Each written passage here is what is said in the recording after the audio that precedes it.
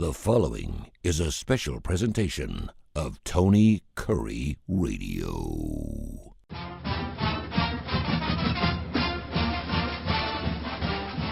Welcome back to a very special UAB Director's Chair. He is the athletic director for your UAB Blazers, Mark Ingram. I'm Tony Curry. We do the show every single week, and of course, you can catch us live on our YouTube channel, not to mention any of our TKR platforms, and of course, wherever you get your favorite podcast. It is the first Thursday of March Madness. Unfortunately, our UAB Blazers didn't make the big dance.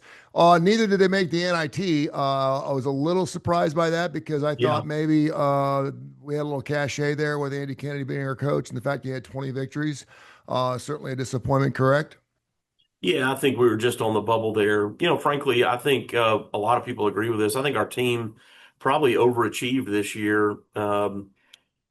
Given, we went through a pretty healthy period of time. I say healthy period to be unhealthy. There was about a month where, we had somebody out with a shoulder problem. We had a guy out with an ankle problem. We had somebody else break their hand. So we had three starters go down right in the middle of the conference season. And it was about a month that they were all out and missed a lot of games. And people that were in Bartow, I remember Kyron Lindsey Martin came back to play in a game and was in the game for 30 seconds and had to immediately come out and missed another, several games.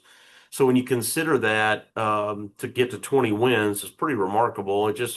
It's more a testament to, Andy Kennedy's ability as a great coach and that we're fortunate to have as anything else. So, hey, you fight to play another day, Yeah, it hurts to see Lenendorf's name at the bottom of the screen whenever I see a Michigan score, him going for 20 and 14 or whatever. And I think to myself, well, no, it's good. He played at UAB. I mean, that was a guy who was recruited here and certainly was a lot of fun to watch last year and has taken his prowess and his talents to another level Big now. Ten Player of the Year. Yeah, that's pretty impressive. And how do you take advantage of that?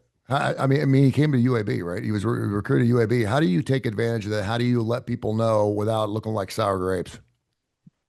Well, I mean, our fans certainly know, and it's like, what are you trying to do? Broadcast that otherwise? I mean, I think, when given the opportunity, just like right now, if local media or whomever might ask us about him or ask about the portal, we can reference him as a guy that was here that went on to do very well. Look, Butta Johnson left here and went to Clemson and is playing quite a bit at Clemson now. I don't know that he was as much at the beginning of the year, but in his total minutes, I don't know, but he's playing in the NCAA tournament with Clemson. He's had a good enough year, like I said, to be on the court and get an opportunity to play somewhere else. And Butta's a great kid, as is Yaxel Lindeborg, and we're happy for them. It's one of those things in the modern era.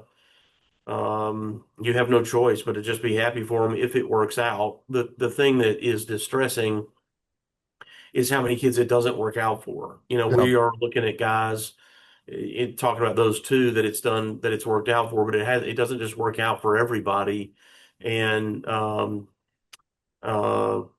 they are unique cases. So, sometimes kids get into the portal because an agent tells them, hey man, you can make all this money and you're going to get paid. And they're not realizing, like, schools, let's use the Big Ten or the A-10, for example. I know a UAB fan would like to think that somehow their budgets or their dollars are lower than ours, but you forget if they don't have football, there's $8 or $9 million a year that they're not spending on football that they can redirect to basketball.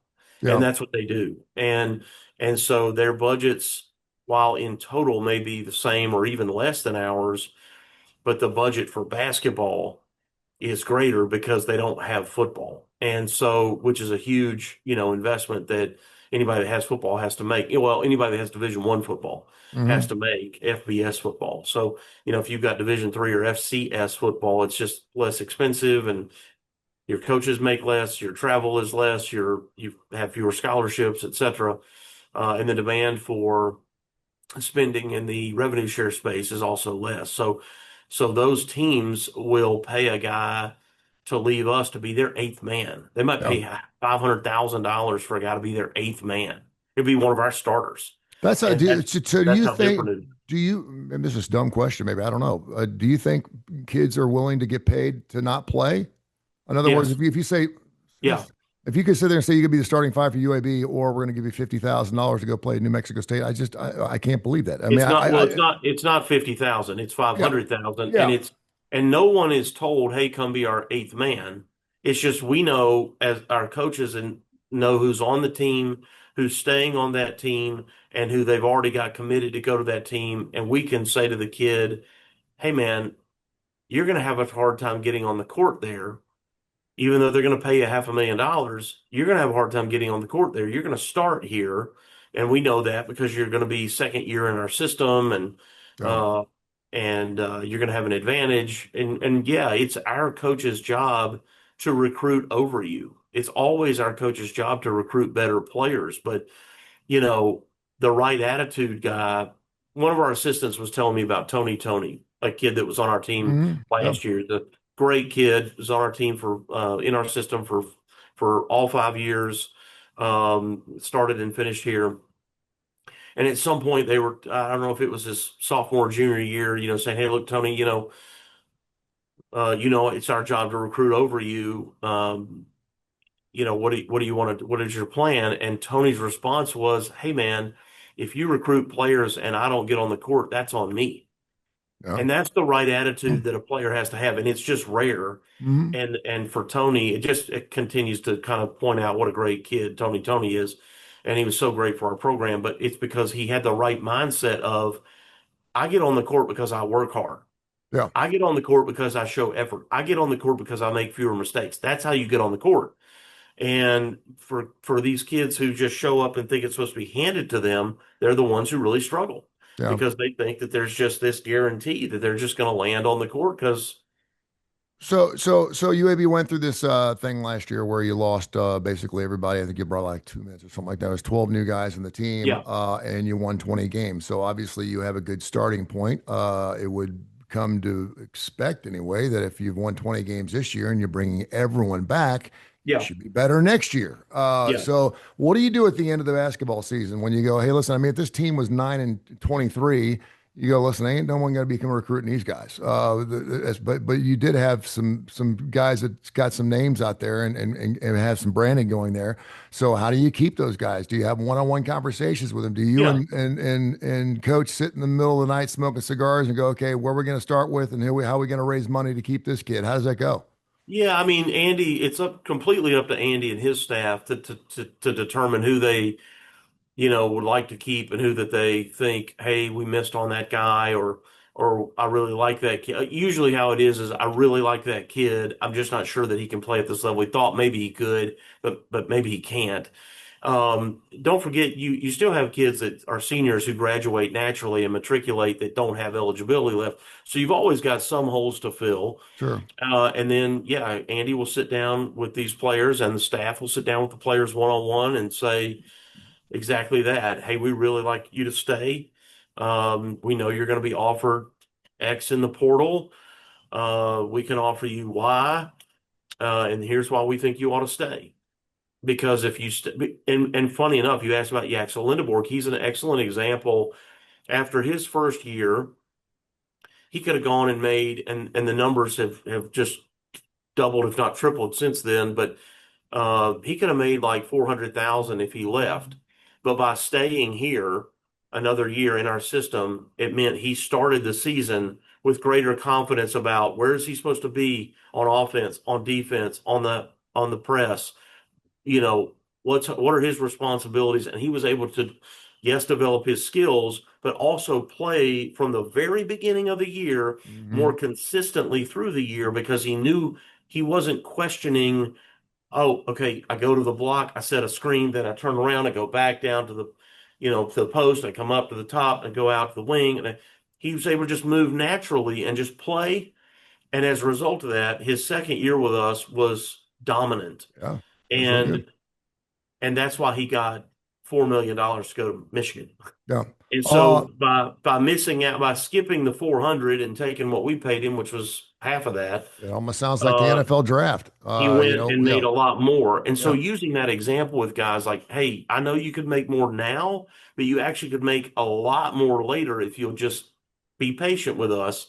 Because you leave here and you go to, I don't know, Houston yeah. and you make more money, but now you got to learn a whole new system and you And may you're not moving even away get on from the your, court. there's a chance you're moving away from your family. I mean, he may be You may married, not may get have on the court. kids. Yeah, may not get on the court. So there's all kinds of different things. I think Yeah. the other thing is, and I thought Dickie V brought up a really interesting case the other night. He was on with Charles Barkley. It was great to watch those two work together for the first time ever. But he said, you got kids that are going to four different colleges in 4 different years with Yeah. four different teams, four different platforms, four different assistant coaches, four different head coaches, four different. And it's hard enough to get to learn one over the course of 3 or 4 years. Now you're asking these kids to switch overnight, and they're and in the middle of that. They have testosterone growing. They're Yeah. growing in their stature, blah blah blah. It's unbelievable. It was a really interesting story, and I always do some prep. I always make sure that I'm OP, on time, prepared, and engaged whenever you're on here, the UAB Director's Chair. East Bay, San Francisco college called the College of Alameda. Have you ever heard of it? College of Alameda. Yeah, it's in the California Community College Athletics Association. Okay. And I'm bringing this up for a reason because if you go to their website, it says they have two sporting events there. They have men's basketball and women's volleyball. Okay. And I bring this up because the head coach of their men's basketball program is the one and only Gary Payton. Yes, that Gary Payton of the NBA. We All love him. right. He played for the Seattle Great player. Supersonics stuff. Great player, and yeah, and they came to find out that the last couple of years, Alameda hasn't had a women's volleyball team. And they said they did, but they didn't. They tried, but they just didn't have enough gals to get on the court and play Okay. volleyball. Huh. And so now the commission's coming saying you must end your basketball program because for whatever you have for men's, you must have women's as well because of Title IX. Okay. How often does that happen? I've never heard of that, and I've never heard. How many sports do you guys have? 37, something Well, like that. I mean, you we got have 18. yeah. But I mean, it goes. So I'm just wondering how often that happens. How do you go 2 years without a program and keep your basketball program? Is that someone just missing something? Yeah, I think, well, first of all, I think the community college system, the junior college system is very different than, Division One FBS, NCAA, I think the reality is, sounds like for the community college system, if they only, you don't have to have, like we have to have 16 sports. We have to have at least 16 sports to be considered Division One. Okay. And then for how Title IX works is it's not even. It's not you got to have 200 men and 200 women. It's you have to have a percentage. The percentage of your athletes needs to mirror the male to female ratio of your campus. So Oh, at okay. UAB, we're 63% female students. So Hmm. we need to have 63% of our athletic opportunities need to be for women. Yeah. And so I think the community college system is just different. And so my guess is they went a couple of years without it. There's some grace period of, okay, go try to recruit girls to come here. And then eventually they weren't allowed, they weren't able to, I guess. And that's why they had to discontinue the basketball get. I mean, I'm going on what you're saying, Tony. So Yeah. I didn't know that. No, and I didn't realize that Gary Payton was a head basketball coach anywhere. No, I I thought didn't that either. when I saw that, I probably would not have brought the story up until I saw his name. I thought, wow, this must be an up and coming program, and good for him. I love when you see these Hall of Famers come out of their boots, and all of a sudden they're coaching little league baseball or high school Yeah. basketball or Just go football, whatever. teach. Yeah, I Go mean, teach the game. yeah, and we saw that with Deion Sanders, and we've seen that with a lot of guys in college ball as well. All right, so the brackets out. You mentioned Clemson a few minutes ago. That's that 8-9 matchup, Clemson, Iowa. I told my son, I said, I'll bet you that Mark Ingram did not fill out a bracket. And he's so flipping busy, man. He doesn't know what's going on. But I will have to ask you because I know you're a basketball guy. I know how much you love basketball. And if you have Yeah. not filled out a bracket, we're going to go through it right now because a lot of people, I've got several emails. Please ask Mark Ingram who he likes to win the national title. I've gotten 3 of those emails over the last week. So Yeah. let's get into it. It's the 800-pound gorilla in the room. Who do you like? I think it's really interesting. I was telling my son So I got my Elite Eight: Duke, UConn, Florida, Houston, Arizona, Miami, Alabama, and Iowa State, which is not crazy. Yeah. And a lot of people would say, but I do have St. Louis knocking off Michigan in the second round. And of course, everyone would look at it and go, come on, there's no way. Here's the deal. It's going to happen. I'm not saying that particular game is going to Oh happen, yeah. but we've only had 4 1 seeds make it to the Final Four twice, and one time was last year. Think about that. Four Yeah. 1 seeds who But this year but unequivocally Tony, would say they're higher above than anyone else. I mean, it's the top 4 teams and everybody else. So yeah. you know there's going to be an upset. You know there's going to be a St. Louis over Michigan score somewhere. We're not talking about 16 over 1 here, although that's happened as well. So, don't be blowing my bracket up before we start playing some basketball. But it takes a man with some kahunas to get outside the box a little bit. And again, the bracket that I think is really good, and Santos is really good at this, is the kid that can get the double-digit seed and ride that double-digit seed all the way to an Elite Eight or a Final Four. That takes big kahunas, because if they go out early, you're screwing your point totals all the way up to the Final Four. And by the way, a Yeah. double-digit seed has made the Final Four in 4 of the last 9 tournaments. So half the time, a double-digit seed will make it to the Final Four, which is amazing. Yeah.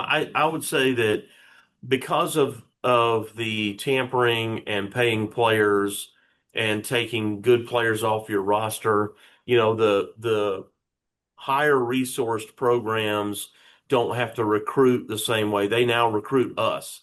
They find Yaxel Lindeborg proven Mm-hmm. players who are already mature in their game. And that's why I think last year you had 4 number 1s because you had fewer upsets. I mean, last year North Carolina was like a bubble team Cinderella, North Carolina. Yeah. And so you're going to have fewer, We were sadly, one you're and going to have 12. fewer We of were 1 and these. 12 against Quad One schools last year, by the way. Too. Yeah, you're going to have fewer of those Cinderella story events, I think. And he certainly did last year, and I think it's because of the compensation. The teams that I think are really good, I think Michigan's got a real shot at going all the way. I like Arizona. I like Vanderbilt. I like Duke.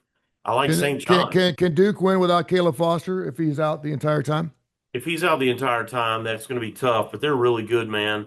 And I like Arkansas. I think Mhm. Arkansas is really good too. So it'll be interesting to see how that all shakes out. I haven't seen Florida play as much. I remember they lost to Auburn in Florida, They did. and I remember thinking, well, maybe Florida's not as good, but they got a 1 seed. So And then Auburn lost to like Nebraska 2 nights later. It was like, what in the world? How'd that happen? Yeah. yeah, Nebraska. How about Nebraska is the only team that's never won a tournament game? Isn't that crazy? Yeah, so they're playing Troy. Hmm. They're playing Troy, The Trojans, they who sure who are. we played, and Troy beat us here on a buzzer beater in Bartow. They've done a nice job. Troy's a tough team. Furman's a tough team. Those are some Cinderellas. St. Louis. Those are some guys that could maybe See, and beat, knock people I love off. like I love a Queens. I love that. I mean, I love Yeah, seeing a team like Queens. and And by the they're way, it's from not. that's Charlotte. That's Yeah, not. I don't think that's Queens, New it York. is not. The Queens Royals. They're from Charlotte, North Carolina. Yes, Yeah, indeed. Because the first time you see it, you think of Queens, New York, yeah, obviously. yeah, And that's what makes this so much fun. I've been amazed how many of my friends do not want to see expansion. I don't understand why. For me, it's just more basketball. It's another yeah. weekend or it's another game. It's only one more game, but yet you're adding another because every time you It's play, like you I've lose it. told you, you could eliminate the first 4 that we just had Yeah, that Miami won, and that was fun. Good for Miami, Ohio. I'm thrilled for them. yeah, You could eliminate that first 4, and if you just had one round, you double the field. yeah. Exactly. You So double this the field. whole chatter about, oh, we can't, there's just not enough days. That's not true. It's And it just buys make us, it, and it buys us because every time we play a round of games, we're cutting it in half. It goes from like today, which is one of the greatest days in the college sports calendar, from basketball starting here in just a few minutes, all the way till midnight tonight, to going to the point where we have 2 games on Saturday and 2 games on Sunday, and you're like, what just happened here? It goes by so flipping fast. Unlike let's say the NBA playoffs, which seems like it lasts 4 months, which I also like. So I've been surprised by how many of my friends are like, nah, but they're the whole everyone gets a trophy guys. Oh, everyone's yeah. getting a trophy. Everyone gets it. I said, no, they're not getting a trophy. I said, of all the major sports, only 16% of college basketball teams play postseason. That's ridiculous. I said, where of everyone else, it's like somewhere between 35 and 40%, sometimes even more Yeah. in the NBA. So, and it just keeps more fan bases involved. Yes, it'll be more difficult to print a bracket out because it's going to be a little bit bigger. But yeah, I kind of was surprised by that. I saw an interesting question out of the East bracket, and they were asking which coach out of the East would you take if you could have a head coach? Because out of the East, you have Patino, you have Bill Self, you have Tom Izzo, you have Hurley, and you have Shire at Duke. Out of those five guys, all five coaches coming out of the East. Think about that for a minute. They're all great. Before Shire, of course, it was Coach K. But out of Yeah, those five guys, Shire's the youngest of the group. He's the least in terms of wins. He's certainly the least decorated out of the group. But I think John Shire's a good coach. I think he's doing an admirable, better than admirable job at Duke, considering he had to follow Mike Krzyzewski, which is hard. Hurley's got two national champions, all right. I mean, do you like Bobby Hurley? Yeah, I think I. No, you mean not Bobby Hurley? Not Bobby. No, Bobby. Dan. Yeah, Dan. I'm sorry, Yeah, I think Dan Bobby was Hurley's a son. Yeah, terrific. I think yeah, Dan Hurley's terrific. But Rick Pitino continues to reinvent himself everywhere he yeah. goes. So he'd be hard to bet on. Tom Izzo, who's a staple of college basketball, you know, he's propping up with it. He's like a column at Michigan State that's holding up the world over there. He's consistently hard to beat. Yeah. Now, he hasn't won a national title in a while, but he's in the hunt for it all the time. Um, Bill Self is consistently tough at Kansas. I mean, you're talking about a bunch of great ones, man. Yeah, I was going to find out how many Final Fours for Tom Izzo. Do you have any idea? Because I used to know this answer because it's just amazing. Um, he's been to 8 Final Fours: 1999, 2000, 2001, 2005, 2009, 2010, 2015, 2019, and he's got one national title. Yeah. He's another one of those guys where the sports world is not fair. But the fact that Dan Hurley has 2 national titles and Tom Izzo only has 1 is just Yeah. like a head scratcher to me. That's kind of But strange. Connecticut has won more national championships than anybody in the last 30 years. Yeah. And most people don't know that. I don't know why, but most people, if you said who's won the most national championships in the last 30 years in men's basketball, UConn, I mean, most people are going to go, oh, it's probably Duke, Kansas, Kentucky, somebody like that. It's Connecticut. Yeah. And undoubtedly, the SEC was probably one of the strongest conferences, if not the strongest outside the Big Ten this year. And I know a lot of people are rooting against the SEC because it just means more. What's your thoughts on what is it, 10 getting in? Do you think the SEC lights it on fire? The funny thing is, outside Florida, everyone's kind of like in that 4, 5, 6, 7. We have a couple of 10s and 9. Everyone's kind of in the middle of those Yeah. pairings. Do you think the SEC has a good showing this year, or do you think there are a lot of mediocre SEC teams that got in because the competition's so tough and they're going to get knocked out Well, early? Texas lost, right? Yep. Was there somebody else in that first 4 besides Texas? There was Texas, and then Texas, no, Miami, that was it. SMU. Yeah, that was yes, SMU, Miami, Prairie View, and Lehigh, Texas, NC State, and then Yeah. Howard, and UMBC. So there And was we only played NC State, and they were good. I mean, so let's go through it. We have Arkansas, Hawaii. yeah, Arkansas, I think is tough. I think Arkansas is a Final Four team, maybe. Yeah, we got, and I do too. And for people who didn't know who this Acuff kid is, and they just found him, they're like, "Wow, They what know did who that he guy is do?" now. He's Kid's been good. around for a while. Miami, Missouri should be interesting. Miami of Florida against Missouri. That's 7-10 I haven't matchup. seen Miami, Florida play at all. I can't. One of my early upsets. I like the Billikens over the Georgia Bulldogs. St. Louis Yeah, and Georgia 8-9 matchup. I think is yeah. interesting. Georgia seems to be a little inconsistent. There's certain nights Georgia looks like they could beat about anybody, but then other nights not so much. Does Alabama scare you? They're averaging 91.7 points a ball game. They're unbelievable up and down the floor. Of course, they live and die by the 3. They're taking a Hofstra squad. I think it's like the line's like 13. I'm like, wait a minute, why is that line only 13? That is a head scratcher. That makes me want to take Yeah, I Hofstra. mean, Alabama should have more talent, all those things. I don't know. I think Alabama's pretty good. Um, I don't know that I think Alabama's an Elite Eight, but they might be a Sweet 16 team. Your I think ten, they're good. your Tennessee squad's taking on Miami of Ohio next. I think they need to be worried. I think Hmm. Tennessee has been really inconsistent. I don't think Tennessee's great. And now, what happened to that kid? They have one kid who's really great, and he got hurt a couple of weeks ago. He hurt his knee in a play, and he came out of the game. I can't remember if he went back in. Feels like maybe they were playing Auburn, maybe. Could be. Um, it happened in Knoxville because I was watching the game, or a part of the game. I happened to see him get hurt. Golly, what's that kid's name? He's really good. He's a freshman, I think. Anyway, I don't know if he's playing or not. That probably depends on a lot of things because he's dangerous. Uh, Kentucky, Santa Clara. I'm so like over Kentucky. I mean, if I'm a gambler, I I cannot figure can't this figure them basketball out, game out. man. Well, we couldn't figure them out when Calipari was there. I know. And it's like they were losing games to High Point, and then they're winning games they shouldn't have. And it's just like I just there was just no consistency. And then of Yeah. course you see Calipari take another team his seventh to March Madness. I'm thinking to myself, you're a Kentucky fan. Are you still glad he's gone? I guess you are. I mean, I don't I don't understand how know. you could be glad that he's gone. I think John Cal. Sometimes you just, I don't know, man. I think sometimes it's unfortunate for coaches and probably ADs too that sometimes you can people just get tired of looking at you and they get tired of hearing the And same. he's easy to get tired of after a while. I don't Did know. I have met John Calipari once. It was very brief. It was very pleasant, Yeah. but I don't know He's a him. funny guy. He just wears you out a little bit. And that's one of the only But he's programs. doggone good, and he's been good since the day he got to Arkansas, man. Yeah, that's true. It's just So hard, man, when you have these kind of programs, let's just say Kentucky, where their expectation is national title, and I appreciate that. It ought to mhm. be. But you just can't do that.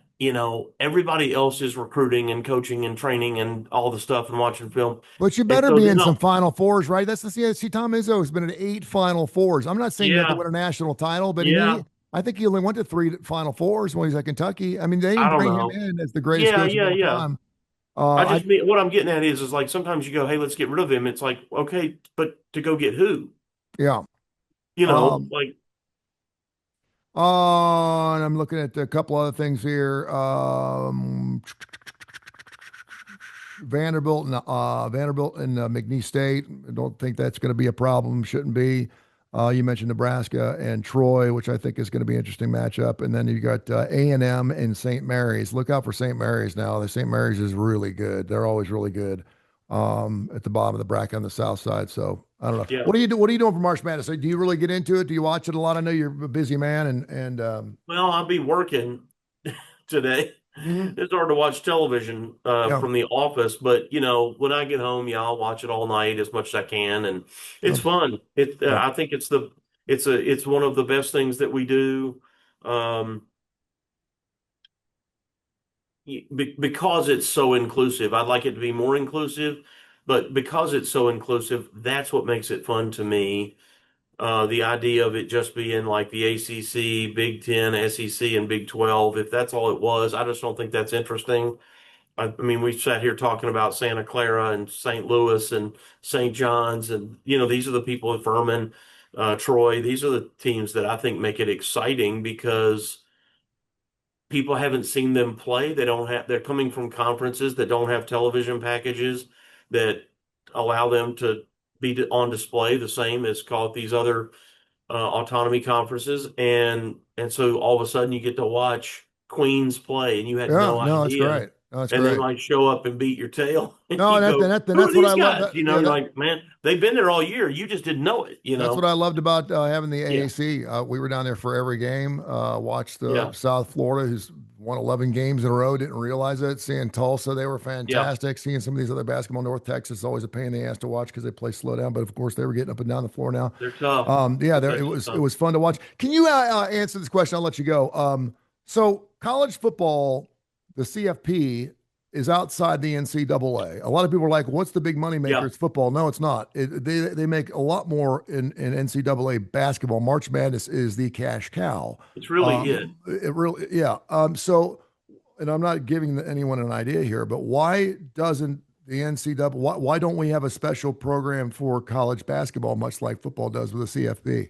Why don't we have a CFB or college I, CBA or whatever? it's a good question. I don't know how that came to be, even though I was working in college athletics, but I wasn't in a position to, I wasn't in a leadership role when the BCS was formed. I was just coming out of college, really, and first couple of years working when the BCS started, and it was its own entity. And then the college football playoff started, and it was its own entity. And I don't know why the NCAA didn't take control of that or wasn't able to. I like legally, I don't know enough to say, but all the money that the NCAA has comes from the NCAA men's basketball tournament. Mhm. And then they do generate revenue in other ways, in other tournaments. But just remember the NCAA funds every other championship. Women's basketball, volleyball, fencing, softball, baseball, they fund every other championship, and it's like 37 of them. Yeah, They're able to do it through the money they generate from the men's basketball tournament. crazy. Yeah. I don't know if this is accurate. I've been told the women's basketball tournament loses like $40 million. Wow. Now it might make 40, but maybe they spend 80. I'm just making those numbers Really? up. Well, I'm not making up the 40. That's what I've been told. That could be inaccurate, but that's the Three, number three, I've been three, shared with. seven, 377 and one are the top three seeds in women's basketball. Say that And again. 377 and one is the record of the top three seeds in women's basketball. I think that again, we can make this argument. There was a couple of games this year. There was an 82-point line and a 67-point line, and both those teams Jeez. covered. Um, Well, I'll say that's this. I was reasonably close to Pat Summit. I was very close to one of her assistants, a guy named Al Brown, who Al had worked on the men's basketball side before he worked on in women's basketball. And he told me that I thought was interesting. He said, if you were just to look at like talent and the quality of teams, he said in men's basketball, if you had like a line graph, and he said the number one team is here, and he said to the worst team, 355 or whatever it was at the time. He's like, the quality is like this even Mhm. slope. He goes, in women's basketball, there's like four teams, Yeah. and then there's a drop, and then there's like four or five teams, and then a drop. And he said that's the way it works in women's basketball from a quality perspective. He used to say, he's like, we knew who the final four was going to be. He goes, you could predict the top eight, and he goes like, and there's like five of us that are going to be in the final four. Yeah. He's like, one of us isn't going to get in, but it's like you knew based on the kids that signed and the quality and the difference in quality and talent team by team, which were the top four. At the time, it was like Tennessee, UConn. Funny enough, Old Dominion, Louisiana Tech for a while, Stanford at that kind of, I'm going way back now, Yeah. 25 years. Mhm. So you kind of knew it. And then Michigan State and Duke kind of emerged for a minute. But he's like, you knew who it was going to be. Georgia and LSU, kind of would Mhm. kind of compete in there. So it's very different on the women's side, to your point, in terms, Yeah. and you look at the records, and that kind of says it all. It is indeed. All right, my man. Enjoy your March Madness. We'll catch up next week. UAB Director's Chair. He is Mark Ingram. Joins us every single week. And of course, go to UABsports.com, UABsports.com for everything that is the green and gold. Thank you, my friend. Appreciate you. Go Blazers.